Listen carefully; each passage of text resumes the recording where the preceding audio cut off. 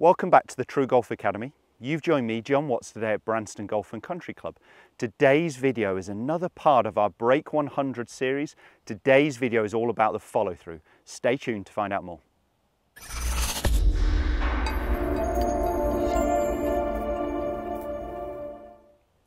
As mentioned, today's video is a fourth part of our Break 100 series. So far, I've covered chip and run, so a simple method when you're around the edge of the green. I've covered punch shots, so getting the ball back into play, not being too greedy when you do hit the ball into trouble, into the trees. And I've also covered aim and alignment. Today's video is all going to be about the relevance of the follow-through position. I see a lot of people out of balance in their finish position, really struggling, and we can almost tell what shot they've hit, what their tendencies would be from their finish position. So if we can get used to really turning our body, using our body correctly in balance, I know we're going to hit some better golf shots and help you break 100.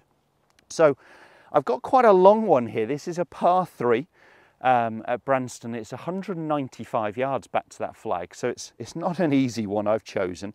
I'm picking a 5-iron here, but as I said, today's video is all going to be about the finish position and the relevance of it. I see too many golfers when they're hitting shots all on their back foot, all on their trail foot, or leaning away from the target.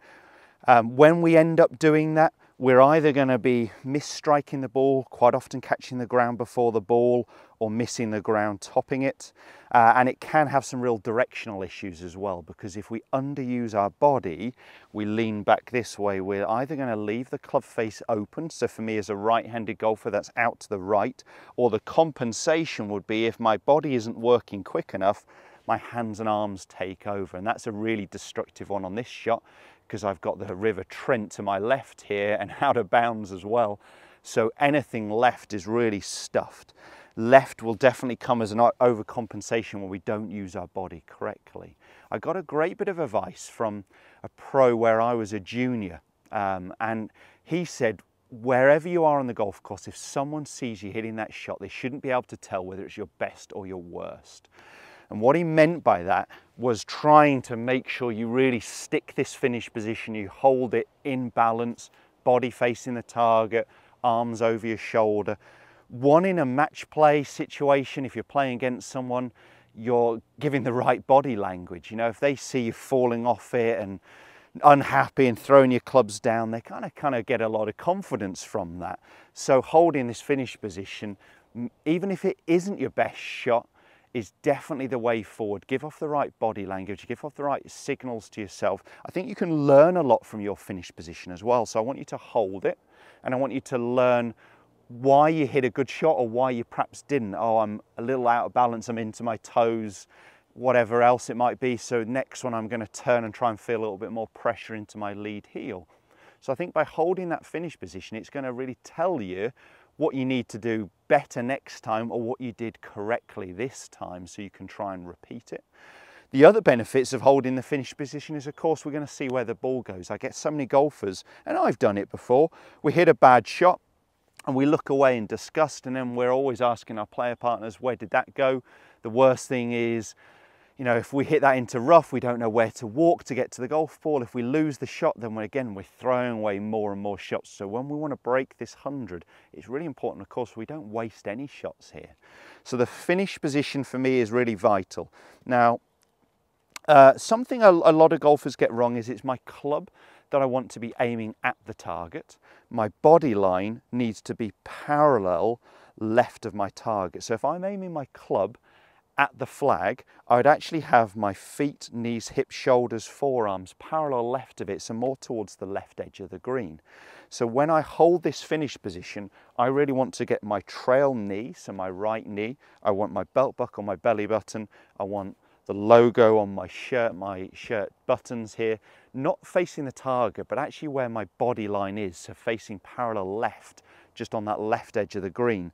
So we really want to try and make a very conscious effort to rotate our body, not just to face the target, but to actually face our body target. So our body will be, for me as a right-handed golfer, parallel left.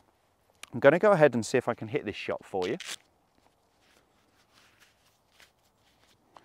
So in my practice swings, I'm just going to get really used to, again, trying to stick this finish position, really make sure my body rotates, I'm in balance, my body is facing just to the left of the target, my pressure is into my lead heel. Let me see if I can, again, get that finish position here. Pose like we want to.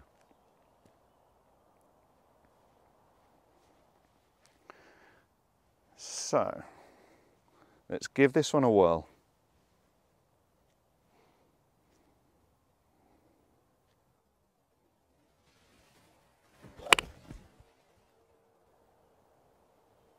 That looks pretty good.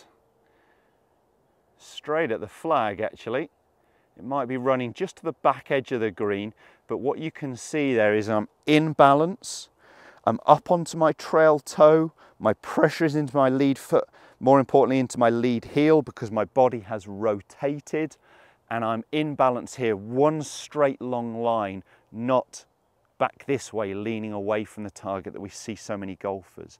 It's a simple tip, but I know if you focus on your finish position, the end product, the job isn't done at impact, the job is done here. So get used to the process of I am trying to pose as well as I can, maybe even rate your finish position out of 10 if this is something you struggle with.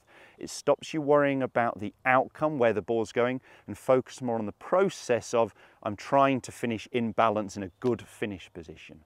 If that video has helped, make sure it gives a thumbs up, and do subscribe to the channel for all the other content every Tuesday and Thursday at 5:30, and check out the other 3 parts to this Break 100 series. I know they're going to help your game.